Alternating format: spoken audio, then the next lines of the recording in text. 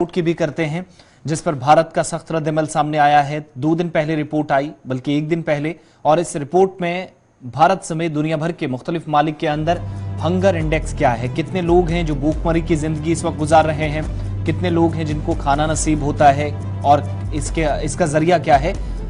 Global hunger index सामने आया था और इस ग्लोबल हंगर इंडेक्स ने भारतीय हुकूमत, भारतीय निज़ाम और यहाँ के सिस्टम पर सवाल इसलिए उठाए थे क्योंकि कहा था कि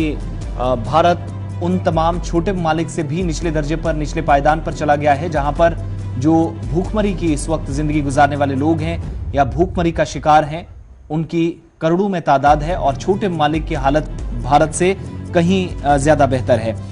लेकिन सबसे अच्छी बात यह है कि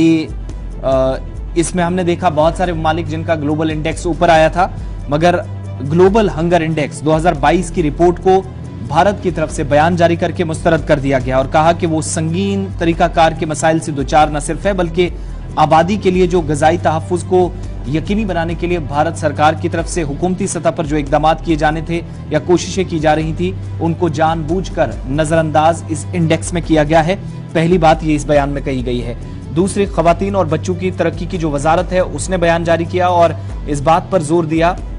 कि ये कौम के तौर पर हिंदुस्तान की छवि को दागदार करने की मुसलसल दूसरी कोशिश है। पिछले साल भी हुआ था, इस साल भी हुआ था। यह हंगर इंडेक्स पर रिएक्शन भारत सरकार का है। ग्लोबल हंगर इंडेक्स की हालिया रिपोर्ट में भारत 121 मालिक में 107वें नंबर पर है, जिनमें बच्चों की बर्बादी की शरह या भूखमरी की शरह जो है वो 19.3% है, जो दुनिया में सबसे ज्यादा है। यानी 121 नेशंस थे, भारत का रैंक जो 107 था।